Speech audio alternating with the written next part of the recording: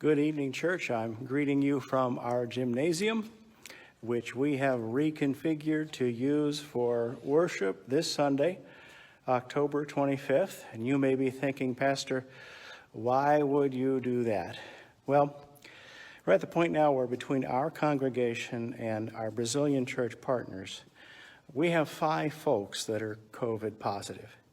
Ours is a member who has not been inside the building and is doing very well, and we're grateful for that. We're blessed to know that. We've had part of one of our church family who has an extended family member who also had it down in Texas and came very near having very serious problems, and was, as a matter of fact, it's sort of a miracle that he's alive. So it can be a very dangerous virus. Our Brazilian church family had one a few weeks ago, and since that time, 3 other family members of that person has come up COVID positive.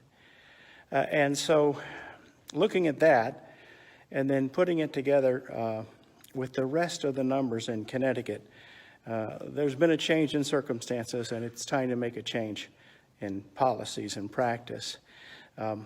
Our Brazilian church folk partners are still doing very well. It's been 2 weeks since they've had any diagnoses, and everyone seems to be doing okay since then. There have been no new cases and no spread that we know of beyond that, although the first person that was tested positive is facing some pretty serious symptoms that have to be closely monitored, even though they're a younger person. So we are looking at a situation where we need to either go back to shutting down services, or we need to change the way that we do services. And for now, we've chosen to change the way that we're doing services. Our Brazilian church partners will continue to meet in the sanctuary.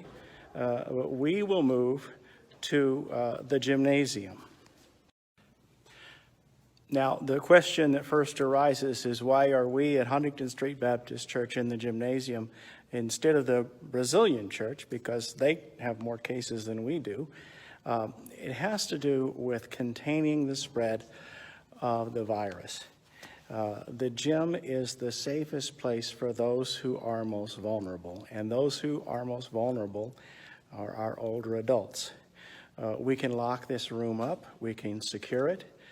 It now has its own bathroom. Thank the Lord, we've been able to repair the bathroom in the gym. And I want to thank Ben and Alicia and Angelica for coming and getting it all ready to accommodate our folks. And so, unlike the sanctuary, we have full control over who comes into and out of this room. And we're able to lock it up and have it secure.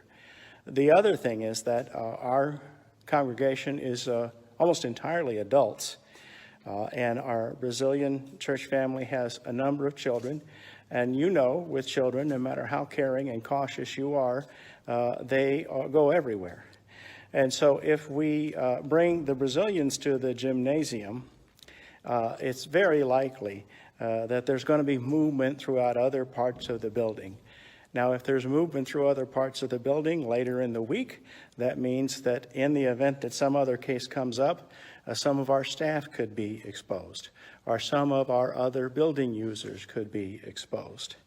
So it's just better to have the more manageable, older, more vulnerable population here in the gymnasium. And the nice thing about it is that if for the longest time we have not had cushioned seats, we've been in pews, but if I can swap this camera around, it doesn't look like I can, you can see that we have nice vinyl chairs. It looks like a 1970s orange. We're left here by some of our Haitian church friends some months ago. We've actually kind of been hoping to get these out of here, but as it turns out, it's good that we have them because they're actually much more comfortable than the pews. And so it will be warm, it will be worshipful, and it will be safe. The cases in Connecticut have been going up. The number of cases have been going up. This isn't just about one case in our congregation and 4 cases in the Brazilian congregation. The cases in Connecticut have been going up. Well, the part of that's due to more testing, but it's also true that the case positivity rate has been going up. More people have been testing positive. The hospitalizations have been going up. More people are going to the hospital. And sadly, very sadly, the death rate's been going up. It's becoming fatal again. Not as fatal as before, but it is becoming fatal again. And more people are dying. So rather than close down, we're taking very strong steps early on to provide the most protection we can to the folks who are most vulnerable. We'll do this for at least 2 weeks, and then we'll look at the numbers again, see where we're at in terms of any cases among our congregation, any cases among the Brazilian congregation, how the cases are going out in Connecticut, and we will hope and pray for the best. A lot of states have had spikes, little spikes, little bumps that then went back down. That could happen. Who knows? It's getting colder. More people are inside. The conventional wisdom is that you're likely to see more cases, but it's also becoming more treatable. So that doesn't mean that the hospitalizations and the deaths are going to go up, even if the cases go up. So I look forward to worshiping with you as you see fit. We'll be on Facebook Live again, of course, for those of you that can watch at home. And I know that all of you everywhere will be prayerful and will be careful and will trust God for good things in the midst of this. You know, this takes me back to when I first got out of seminary. The very first church where I served was a church plant, and it met, interestingly enough, in a gymnasium, and I preached underneath a basketball goal, and I'm looking forward to doing again. Come and join us. Take care.